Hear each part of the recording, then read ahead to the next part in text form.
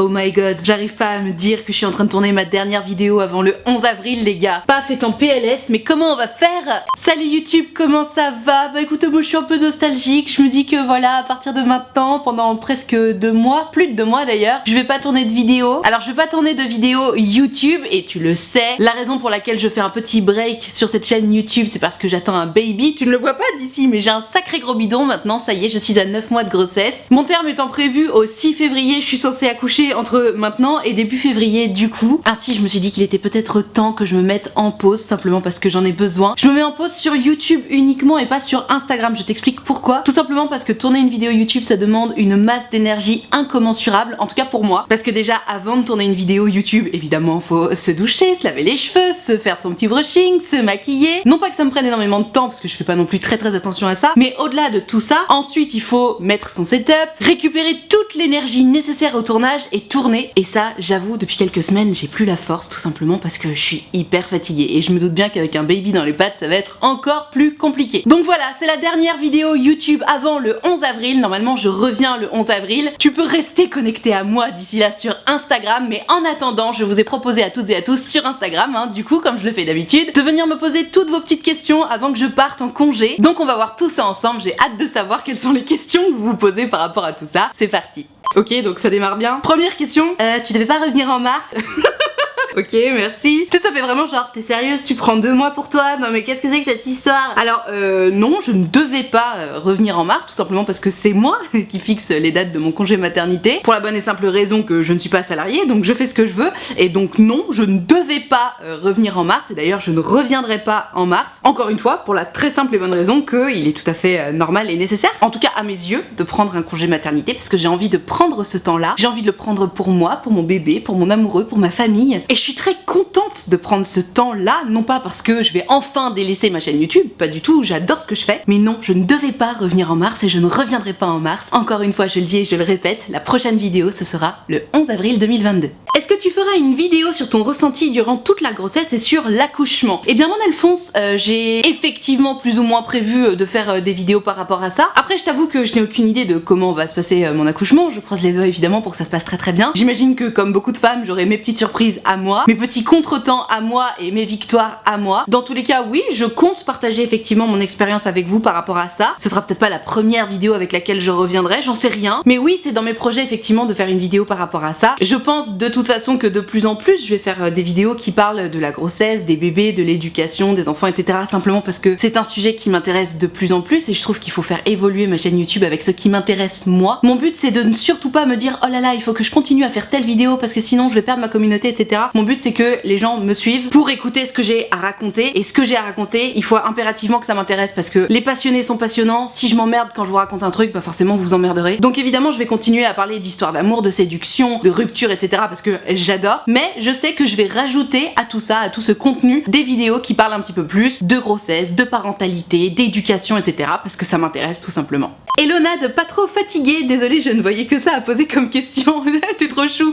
Écoute, pas trop fatiguée, là c'est facile à dire, tu vois il est à peine 11h donc là tout de suite non, je suis pas trop fatiguée, je passais plutôt une bonne nuit. D'ailleurs j'avoue, en tant que femme enceinte je pense que j'ai plutôt de la chance, j'ai tendance quand même à faire des bonnes nuits, j'ai un tout petit peu de mal à m'endormir, mais à part ça honnêtement je dors bien, donc non je suis pas trop fatiguée. En revanche, ce qui devient vraiment de plus en plus difficile pour moi, et surtout depuis 2 semaines, depuis que j'ai passé les 37 SA, donc le 9e mois de grossesse, depuis le jour où je suis rentrée dans mon 9e mois de grossesse, marcher, mais c'est devenu l'enfer. Parce que je sais pas si tu sais, mais en gros, notamment si c'est ta première grossesse, au 9e mois de grossesse, tu sens le bébé qui commence à descendre un peu dans ton bassin, et du coup c'est pour ça que tu marches un peu comme un pingouin. J'y suis littéralement, et donc tu sais, tu sens que ton corps travaille, tu sens que c'est imminent, et en même temps bah non, ça arrive juste pas quoi, t'as pas de contraction, t'es là, t'attends, tu te dis bon bah ok, on va voir quand est-ce que ça vient. Donc non, je peux pas te dire que je sois particulièrement fatiguée. Évidemment le soir je dors bien, j'ai arrêté toutes les sorties nocturnes hein, tu t'en doutes, mais non en soi je ne suis pas trop fatiguée, ça va, d'autant plus que bon bah à partir de très bientôt je vais partir en congé maternité, donc je vais vraiment pouvoir me reposer et me préparer à 100% pour l'arrivée de ce bébé. Donc non, ça va, honnêtement tout va bien, je suis bien dans ma tête, bien dans mon corps, prête à accueillir mon baby, enfin c'est la teuf quoi. Que retiens-tu de ta grossesse, le positif et le négatif? Alors c'est intéressant comme question, ça va un petit peu avec la vidéo que j'ai sortie la semaine dernière sur les pires et les meilleurs aspects de la grossesse. En tout cas moi ce que je retiens de ma grossesse, alors elle est pas encore terminée mais bon c'est vrai qu'on est quand même, on touche à la fin comme dirait l'autre. Le positif, écoute, bah évidemment évidemment c'est merveilleux de se préparer à l'arrivée d'un enfant, de se dire que ça y est, enfin notre vie va changer, qu'on va accueillir un petit être qui est un bout de nous deux, donc ça c'est merveilleux. Ce que je retiens en positif, c'est évidemment tout cet état d'esprit qui grandit petit à petit, le fait de préparer la chambre du bébé et tout, c'est quelque chose qui m'a énormément plu. Maintenant le négatif, honnêtement, pour ma part j'ai pas particulièrement ressenti la pression des autres, ou j'ai pas non plus trop reçu de conseils non désirés, donc là-dessus ça va pour moi. Maintenant le négatif, bah évidemment, j'en ai souvent parlé dans mes vidéos qui parlaient de la grossesse, la prise de poids a été très difficile à vivre pour moi. J'ose pas monter sur la balance, mais c'est sûr j'ai pris au moins 15 kilos déjà, ce qui est un tout petit peu au-dessus de ce qu'il faudrait, donc forcément on m'a mis un peu la pression. Et honnêtement c'est surtout cette pression là que je retiens d'ultra négative, de oh, non mais faut faire attention à ton poids, hein. Oh là là mais comment tu vas faire pour perdre ce poids là. Pas tant qu'on me l'ait dit d'ailleurs, mais juste j'ai ressenti cette pression, dans les articles que j'ai pu lire, j'ai ressenti cette pression pendant mes rendez-vous médicaux avec la sage-femme à l'hôpital, et surtout j'ai ressenti cette pression que je me suis mise à moi-même parce que je suis pour le coup moi-même ultra victime de cette shape Photoshop qui me fait tellement envie, à laquelle j'ai toujours tellement essayé de ressembler, et bah forcément tu prends 15 kilos en 9 mois, tu fais waouh, c'est dur quoi. Donc voilà, le plus négatif pour moi c'est ça, c'est cette prise de poids, et puis parallèlement du coup ça va ensemble le fait de ne pas pouvoir disposer de mon corps tel que j'en ai envie, parce que t'as ce gros bidon qui grossit, ok c'est cool, c'est trop bien, c'est ton bébé qui est dedans, mais parallèlement bah du coup il te handicape vachement ce gros bidon. Sur la fin, et j'y suis actuellement, c'est ce que je disais tout à l'heure, bah tu marches comme un pingouin, t'as du mal à marcher, t'es hyper essoufflé parce que ça comprime tes poumons, t'es évidemment plus fatigué que la normale, hein. Je disais tout à l'heure que je suis pas particulièrement fatiguée, que je suis en pleine forme, etc. Je suis en pleine forme pour une femme enceinte, mais j'ai évidemment beaucoup moins d'énergie que d'habitude. Donc voilà, le côté négatif c'est vraiment ça pour moi, la prise de poids et tout ce côté handicapant physiquement, mais qui est évidemment nécessaire, hein. C'est ce qui m'a le plus gonflé. Après il y a les trucs à côté, tu vois, genre tu peux pas manger de sushi, évidemment, tu peux pas picoler, ça c'est un peu relou mais tu passes outre. Par contre l'image que t'as de toi, de ton propre corps, comment tu l'accueilles et tout, ça pour moi ça a été très très difficile, et je redoute particulièrement le postpartum d'ailleurs, spécialement sur ce point. Je vous en parlerai avec plaisir si ça vous intéresse d'ailleurs lors d'une ou deux ou 10 vidéos comme vous voulez. Mais voilà, je pense avoir répondu précisément à ta question ma Gertrude.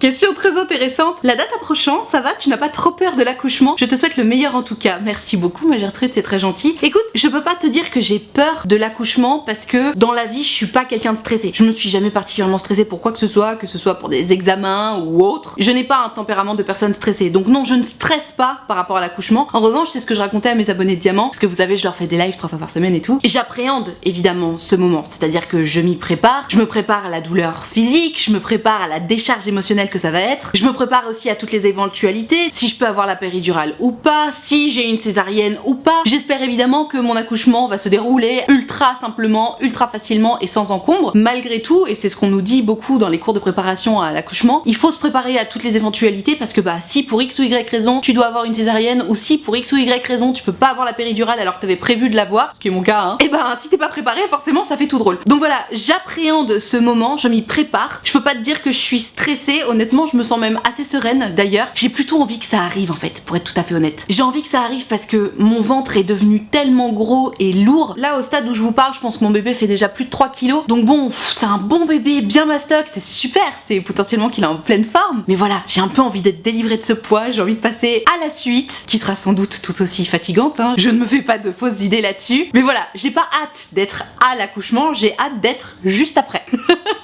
Est-ce que ça va te manquer de ne plus tourner des vidéos YouTube? Oui, bien sûr, évidemment. Déjà là, à Noël, je me suis pris 2 semaines en me disant allez, je me repose un petit peu et tout, c'est les vacances. Il faut que je m'accorde des vacances de temps en temps parce que j'ai tendance à me dire allez, il faut bosser, il faut bosser, il faut bosser. Et en même temps, c'est facile, j'aime tellement mon boulot que bah bosser pour moi c'est aussi du plaisir. Donc si, bien sûr que ça va me manquer de tourner des vidéos YouTube. Malgré tout, c'est ce que je vous disais dans l'intro de cette vidéo, ça demande tellement d'énergie que quelque part, je suis un peu soulagée de me dire que je vais pas avoir ces trous d'énergie 3 fois par semaine. Malgré tout, je le sais et je m'en suis rendu compte notamment ces vacances en décembre. Je sais que ça va me manquer de pas vous parler, de pas papoter, et c'est la raison pour laquelle je m'autorise à continuer à faire des stories sur Instagram. Je sais pas si je vais faire beaucoup de posts parce que si jamais tu me suis, tu le sais, tu l'as vu. Poster des photos de moi sur Instagram, honnêtement, ça me fait chier. Je vois pas trop l'intérêt en fait, je trouve pas ça ultra constructif. Donc évidemment, j'en poste de temps en temps, mais voilà, j'y prends pas particulièrement de plaisir. En revanche, c'est vrai que je fais beaucoup de stories, j'aime beaucoup faire des on papote en story. C'est d'ailleurs en story que j'avais commencé et ensuite j'en ai fait des vidéos YouTube pour en faire profiter tout le monde. Mais voilà, bien sûr que ça va me manquer de faire des vidéos YouTube. YouTube et c'est la raison pour laquelle je vais continuer à être présente sur Instagram. Pour le coup, je ne m'impose rien du tout par rapport à Instagram. Les jours où j'aurai le temps et l'envie de faire des stories, bah évidemment je vous en ferai avec plaisir, et les jours où ce sera pas possible, où je pourrai pas, où je serai trop fatiguée ou quoi, je ne me forcerai jamais. De toute façon, d'une manière générale, j'essaie de ne surtout pas me forcer à faire quoi que ce soit, parce que je trouve que quand on est créateur de contenu, comme je le suis du coup, si tu te forces à faire du contenu, ça se sent, ça sonne faux, et c'est pas le but en fait. En tout cas, à mon sens, c'est ma vision de mon boulot. Donc voilà, si évidemment ça va me manquer de faire des vidéos YouTube, parce que c'est aussi un moment important pour moi, pour me retrouver avec vous, pour échanger avec vous, même si c'est pas en direct, je vous fais toujours une story Instagram avant, je vous dis de quoi va parler ma vidéo, vous me posez vos questions, j'y réponds en vidéo, ensuite je vois vos commentaires, c'est hyper important pour moi. Donc si ça va me manquer, et c'est la raison pour laquelle je pense que je reviendrai avec encore plus de joie et de plaisir le 11 avril.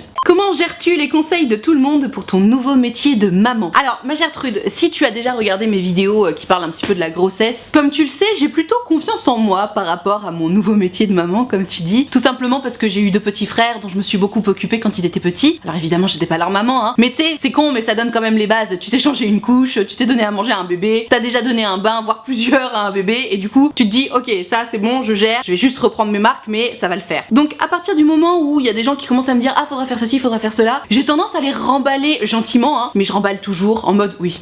T'es gentil, ça va aller, je suis une grande fille, hein. Et c'est ce que je dis à ma maman, parce que c'est surtout elle qui a tendance à me dire ah faudrait faire ça, hein, faudra faire attention avec le chien, sans déconner. Je pense que c'est le conseil qu'on m'a le plus donné d'ailleurs, hein. Que ce soit en promenade, que ce soit en famille ou avec des amis, oh, faudra faire attention avec le chien. Oui, je me doute. Pauvre Booba, en plus c'est vraiment une grosse peluche, franchement je m'inquiète pas du tout. Enfin bref. Donc comment je gère les conseils des gens? Écoute, généralement mes amis me donnent des conseils que je leur demande, donc je les accueille avec grand plaisir et les oreilles grandes ouvertes. Et quand ce sont des conseils un peu moins sollicité, du style ma maman qui va me dire ah faut faire ça, je dis oui maman c'est bon, je sais quoi. Et puis je balaye tout ça un peu du revers de la main, toujours avec politesse, bienveillance et humour, n'est-ce pas? Mais voilà, j'avoue j'ai pas trop envie qu'on me dise quoi faire, j'ai envie de me faire moi-même ma propre expérience, et si j'ai des questions à poser, je n'hésiterai évidemment pas à solliciter mon entourage, mes proches, les gens que j'aime et en qui j'ai confiance. Donc voilà, c'est ma façon à moi de gérer en tout cas. Très bonne question ça. Comment tu vas organiser tes journées pendant ton congé maternité? Alors ma Gertrude, j'ai envie de te dire, tant que mon baby n'est pas là, je n'en ai absolument, mais alors absolument aucune idée. Il paraît, d'après ce que j'ai compris, hein, que les premières semaines, voire les premiers mois, tu t'adaptes uniquement au rythme de ton bébé. Pour ma part, j'ai prévu d'allaiter, j'espère que j'y arriverai, et j'espère que ça se déroulera sans encombre, mais du coup, tu sais, quand t'allaites, apparemment, tu nourris ton bébé encore plus souvent, parce qu'il digère plus rapidement le lait maternel que le lait industriel. Et donc, d'après ce que j'ai compris, ça se passe plus ou moins à coup de téter toutes les 2 heures, toutes les 3 heures, la nuit y compris, évidemment. Donc, comment je compte gérer mes journées? Honnêtement, je compte essayer de faire en sorte qu'on trouve déjà notre équilibre tous les 3 avec le papa, qu'on réussisse à tous se reposer un minimum histoire de rester en vie et en bonne santé. Donc j'ai aucune idée de comment je vais m'organiser mes journées, tout simplement parce que les journées ne dépendront pas de moi et elles ne dépendront pas de mon rythme mais de celui de mon bébé. Donc voilà, je compte organiser mes journées autour du rythme de mon bébé dans un premier temps, et puis après on verra la suite. Mais je pense que j'aurai tout le loisir de vous raconter ça dans de nombreuses vidéos YouTube. D'ailleurs dites-moi dans les commentaires si ça vous intéresse, les vidéos sur la grossesse, sur l'éducation, sur la parentalité, etc. Si ça vous tente que j'en fasse ou pas, qu'est-ce que vous en pensez? Et si ça vous intéresse pas du tout, n'hésitez pas à développer les raisons pour lesquelles ça vous intéresse pas, parce que juste dire non c'est de la merde, ça m'intéresse pas, bah c'est pas constructif et je vais pas comprendre. Alors que si tu m'expliques que bah non, tu me suis parce que t'as envie d'avoir des conseils love et que pour toi les vidéos parentalité ça n'a rien à voir, etc., que t'aimerais que je fasse ça sur une autre chaîne YouTube, pourquoi pas, hein. N'hésitez pas à me développer ça dans les commentaires, parce que pour le coup c'est vraiment un point sur lequel je m'interroge énormément. J'en ai beaucoup discuté avec Baé d'ailleurs, où je lui disais bah voilà j'ai vraiment envie de faire des vidéos là-dessus, et il me disait bah moi je pense que ça n'a rien à voir avec ta chaîne actuelle, que tu devrais en créer une nouvelle et tout. Et moi je lui dis ah bah non attends c'est trop de taf, recréer une nouvelle chaîne YouTube c'est quelque chose. Donc voilà, n'hésitez pas à me donner votre avis par rapport à ça s'il vous plaît. Déjà parce qu'il m'importe et ensuite parce qu'il m'intéresse, donc voilà. Que comptes-tu faire de ce temps rien que pour toi avant l'arrivée du bébé? Eh ben c'est une très bonne question ma Gertrude. Au jour où je te tourne cette vidéo on est le 12 janvier, mais au jour où je sors cette vidéo on est le 21 janvier, et je vais continuer à travailler donc jusqu'au 21 janvier en fait. Et quand je te parle de travailler, ça veut dire uploader mes vidéos, faire mes miniatures, faire mes rendez-vous sur mon site utilefutile.fr, répondre aux mails, potentiellement travailler sur des partenariats, etc. Donc jusqu'au 21 déjà je travaille, et à partir du 22 donc qui sera un samedi, là c'est vrai effectivement je vais avoir du temps. Mon terme étant prévu au 6 février, si ça se trouve j'aurai déjà accouché d'ici là, Inch'Allah.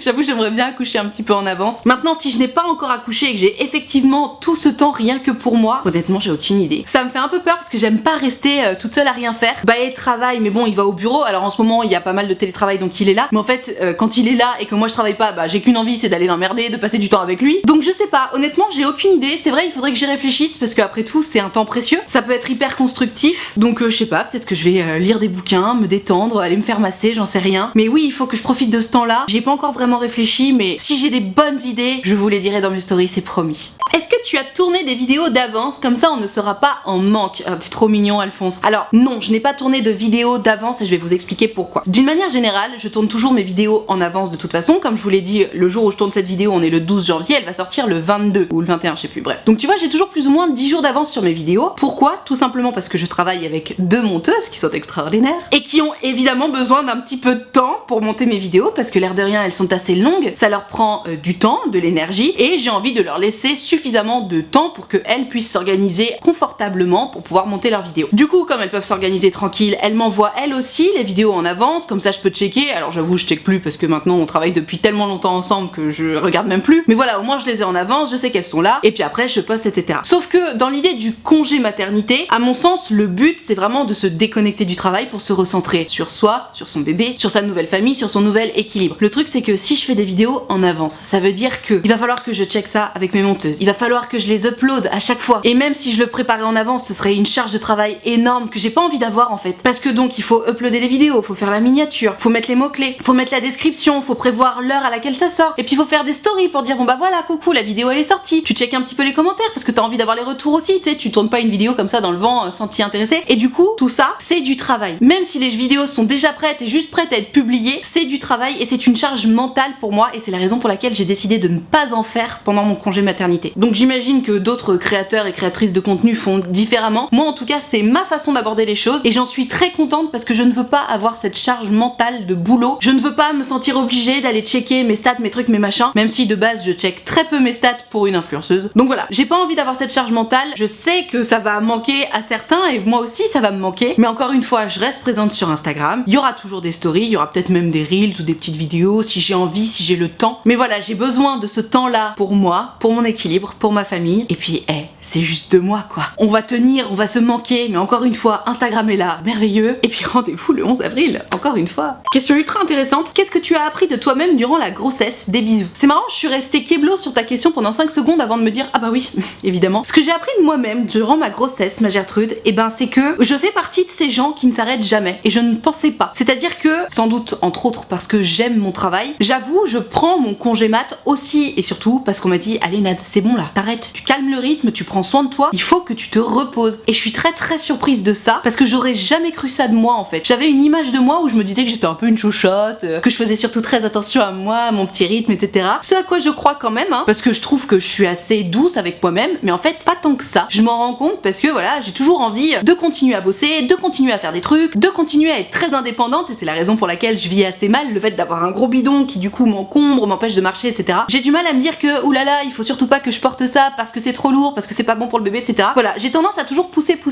et j'ai appris ça de moi, j'ai découvert ça chez moi parce que je ne pensais pas du tout être comme ça. Au-delà de ça, j'ai juste confirmé le fait que je trouvais que j'étais pas une personne stressée parce que pour le coup je ne m'angoisse pas particulièrement, que ce soit encore une fois pour l'accouchement ou pour la suite, je me sens assez sereine, je me sens assez confiante et je suis contente d'aborder les choses comme ça parce que même si évidemment il y aura des surprises, il y aura des bonnes surprises et il y en aura des moins bonnes, je préfère envisager les choses en me disant tout va bien se passer, ça va être chouette, plutôt qu'en me disant oh là là mais comment je vais faire, mais je vais jamais gérer, etc. Je suis contente de me sentir sereine et confiante parce que de toute façon quoi qu'il arrive ça sert à rien d'imaginer, la réalité sera toujours différente, donc autant l'aborder avec confiance et sérénité plutôt qu'avec stress.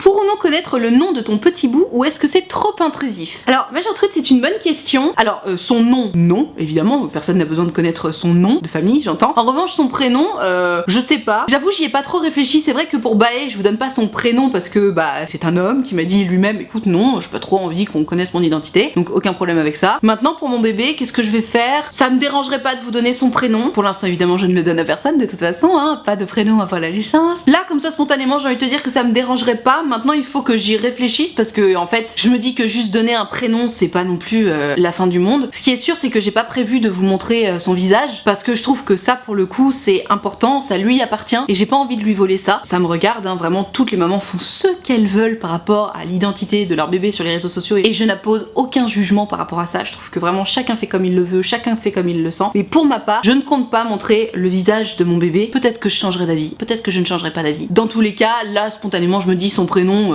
oui, je vois pas où est le problème. Une question de mec. Tu n'as pas peur de perdre de l'audience après 3 mois? Écoute mon Alphonse, bah si, évidemment, bien sûr, je travaille pour ça et je sors régulièrement des vidéos pour maintenir une certaine audience, donc si, bien entendu que ça m'inquiète d'avoir moins de vues en rentrant. Maintenant, ça me préoccupe, mais je suis pas non plus en PLS en me disant oh là là, mais mon dieu, mais si je fais moins de vues, c'est la fin du monde. Tu sais, j'ai un peu fait le deuil des vidéos qui buzzent à fond. Quand j'ai créé ma première chaîne YouTube, Nad Richard, c'était une époque où il y avait beaucoup moins de youtubeurs que maintenant, et j'ai l'impression, en tout cas moi ça a été mon vécu, que c'était vachement plus facile de faire beaucoup de vues. J'ai vécu une époque où quand je sortais une vidéo YouTube, je faisais 100 000 vues dans la nuit, c'était trop bien et tout, j'avais 500 000 abonnés, c'était truc de ouf. Et puis je me suis rendu compte que petit à petit, comme je faisais pas beaucoup de vidéos, j'avais un peu perdu mon audience, et puis j'avais grandi, mon audience aussi, etc. Et je l'avais très mal vécu de perdre cette audience là, et c'est pour ça que j'avais créé ma nouvelle chaîne, donc celle-là, Utile Futile, en me disant bon, allez c'est pas grave, je vais faire table rase de tout, je vais tout recommencer à zéro, comme ça déjà je vais me prouver que j'ai toujours une audience, toujours des gens qui sont là pour regarder ce que j'ai à dire, et ça m'a fait un bien fou, parce que je suis passée d'une chaîne YouTube sur laquelle j'avais 500 000 abonnés, encore une fois quand je postais une vidéo ça faisait 100 000 vues dans la nuit, enfin tu sais c'est ce que j'appelle des bonnes stats quoi, et là sur Utile Futile, tu vois on est à 250 000 abonnés en 2 ans, 3 ans je sais plus, ce qui est quand même un moins bon score, et c'est pas grave du tout. Je fais entre 10 et 30 000 vues par vidéo, et évidemment si je regarde par rapport à mes stats de mon ancienne chaîne YouTube, je me dis bah ça fait chier, mais en fait la réalité, et je sais que beaucoup de gens disent ça et c'est pas forcément vrai, mais en tout cas en ce qui me concerne, lorsque je sors une vidéo, je n'ai pas les yeux rivés sur les stats. Évidemment je regarde vos commentaires, je regarde ce que vous en dites, si ça vous a aidé, etc. Mais que la vidéo fasse 10 000, 30 000 ou 70 000 vues, je m'en fous un peu. Évidemment je préfère quand elle fait 70 000 vues parce que je me dis bah le sujet a plu et a intéressé, c'est super, il faut que je continue dans ce sens là, mais je suis pas en PLS parce que une vidéo va faire que 10 000 vues. Honnêtement je m'en fous. Je m'en fous parce que j'en sors 3 par semaine, et en fait s'il y a une vidéo qui marche pas, bah elle est vite oubliée. S'il y a une vidéo qui marche bien, et bah tant mieux. Mais donc voilà, non je ne suis pas inquiète à l'idée de perdre de l'audience. D'ailleurs je ne pense pas vraiment que je vais en perdre tant que ça. Je pense surtout que mon audience va évoluer. Je pense qu'il y a pas mal de gens qui ne sont pas du tout intéressés par les histoires de grossesse, de bébé, de parentalité, etc. qui vont potentiellement moins regarder mes vidéos, et je comprends tout à fait. Et il y a sans doute un nouveau public aussi qui pour le coup est peut-être déjà parent ou a envie de le devenir et s'intéresse à tous ces sujets là et aura envie de me suivre un peu plus. Encore une fois attention, je vais pas faire que des vidéos là-dessus, je vais continuer à parler des sujets d'amour, de séduction, de rupture, etc. de sexualité notamment. Mais voilà, non je suis pas inquiète. Je suis pas inquiète parce que je travaille pas pour faire des vues, je travaille pour faire passer un point de vue, un message. Et je pense qu'il y aura toujours une audience pour ça. Il y aura toujours des gens qui seront heureux en amour, qui auront envie de partager ça dans des vidéos, d'autres qui seront malheureux en amour et qui chercheront des solutions. Donc voilà, je sais pas ce qui se passe dehors, mais c'est la teuf. Ça ne m'inquiète pas plus que ça. Tiens, très bonne question. Est-ce que les rendez-vous et ton site utilefutile.fr sont mis en pause aussi de quand à quand? Alors, ma chère Trude, oui, effectivement, les rendez-vous vont être mis en pause aussi. J'avoue, j'ai envie de continuer les rendez-vous jusqu'à l'accouchement. Ça, je sais pas quand est-ce que je vais mettre en pause le site. En tout cas, ce qui est sûr, c'est que tant que je n'aurai pas trouvé un moyen de faire garder mon baby, je ne pourrai pas reprendre les rendez-vous. Parce qu'à la limite, autant les vidéos, je peux fixer une date parce que tu sais, si bébé dort, je me dis, allez, en 1 heure, je peux tourner ma vidéo, ça va, j'aurai le temps. En revanche, quand tu prends rendez-vous sur mon site, tu choisis un jour et 1 heure. Et en fait, si je n'ai aucun moyen de faire garder mon bébé, je n'ai aucune certitude qu'à ce moment-là, mon bébé sera pas en train de pleurer ou n'aura pas besoin de moi. Donc tant que j'ai pas une place en crèche ou trouver une nounou ou trouver une solution de garde, je ne pourrai pas reproposer les rendez-vous. Et j'avoue, ça me chagrine vraiment parce que j'adore faire des rendez-vous sur mon site. Vraiment, ça occupe la moitié de mes journées puisque je le propose quasi tous les après-midi. Et j'aime tellement vous avoir en direct, j'aime tellement vous avoir en privé, discuter avec vous de vos problèmes d'amour, d'amitié, de confiance en vous, de sexualité, de ce que vous voulez, que vraiment ça va faire partie de mes priorités numéro 1, de trouver une solution de garde pour mon bébé, déjà pour pouvoir travailler de toute façon, faire mes vidéos, etc. mais aussi et surtout pour pouvoir reprendre les rendez-vous sur mon site. Donc oui, évidemment, les rendez-vous vont être mis en pause, et jusqu'à quand, ça pour le coup je ne peux pas encore vous le dire, mais pareil, vous inquiétez pas, je vous le dirai sur Instagram ou peut-être même en vidéo sur YouTube, donc no stress, vous aurez toutes les infos nécessaires. Voilà, je vais m'arrêter là pour cette vidéo spéciale goodbye pour mon congé mat. Je m'arrête là tout simplement parce que après c'est toujours un peu les mêmes questions par rapport au prénom, est-ce que je vais montrer le visage de mon bébé, comment je me sens, est-ce que je suis stressée, etc. J'ai l'impression d'avoir répondu à peu près toutes ces questions là. En tout cas, je tiens à vous dire que j'ai pris beaucoup de plaisir à tourner cette vidéo là, que ça me fait drôlement bizarre de devoir vous dire au revoir pour 2 mois, un petit peu plus, 2 mois et demi. Je tiens absolument à vous dire que vous allez grave me manquer, que vous pouvez mettre un petit pouce bleu sous cette vidéo, que vous pouvez quand même vous abonner à cette chaîne YouTube en attendant mon retour le 11 avril. Je t'invite du coup vraiment à venir me suivre sur Instagram en attendant le retour des vidéos, parce que encore une fois, 2 mois et demi sans vidéo c'est long, mais je serai présente quand même, j'essaierai d'être un petit peu active, et puis ça me fera plaisir de continuer à échanger avec vous via ce média. Donc je t'attends dès à présent sur Instagram, et j'ai tapé ma lampe en disant ça. Du coup pareil par rapport à mes rendez-vous, pour l'instant ça continue, enfin je sais pas d'ailleurs parce que je sors cette vidéo le 21, mais en tout cas si tu veux aller checker, utilefutile.fr, le lien reste dans la barre de description. Tu peux choisir de prendre un rendez-vous si c'est toujours ouvert, de 20 minutes ou de 45 minutes, et tu peux choisir de me raconter tout ça à l'écrit, au téléphone ou en visio selon ce que tu préfères. Dans tous les cas, si t'as envie de prendre rendez-vous mais que t'oses pas ou que t'as peur ou quoi que ce soit, surtout tu n'hésites pas, il reste vraiment très peu de temps s'il en reste, donc dépêchons-nous, utilefutile.fr, le lien est dans la barre de description. J'en profite pour te rappeler que l'option de souscription payante à ma chaîne YouTube est activée, ce sont les abonnés de Diamant. Comme tu le sais, ils sont là pour me soutenir, et ce soutien a plus de sens que jamais, tout simplement parce que partant en congé maternité, je vais arrêter de travailler, sauf que moi en tant que youtubeuse, je n'ai pas d'aide, je n'ai pas, tu sais, ces fameux sous qui arrivent dans ton compte en banque alors que tu as arrêté de travailler, et c'est un soutien qui, comme je le disais du coup, a plus de sens que jamais. Donc si tu veux me soutenir, n'hésite pas, pareil le lien est dans la barre de description. Je vais aussi arrêter de faire des lives pour mes abonnés de Diamant pendant cette période de congé maternité, donc les personnes qui vont vouloir souscrire aux abonnés de Diamant, ce sera vraiment un réel et pur soutien. Après je reprendrai évidemment hein, les lives et puis les interactions privées avec mes abonnés de Diamant, mais voilà, si tu souhaites me soutenir aussi pour mon congé maternité, eh bien n'hésite pas. Et dans tous les cas, les abonnés de Diamant seront là pour t'accueillir, pour discuter avec toi, c'est une super belle communauté. Ce sont que des gens bien, et tu y seras forcément bien accueilli puisque c'est la règle d'or des abonnés de Diamant. Et comme je le disais, si tu veux les rejoindre, le lien est dans la barre de description. Il me reste plus qu'à vous dire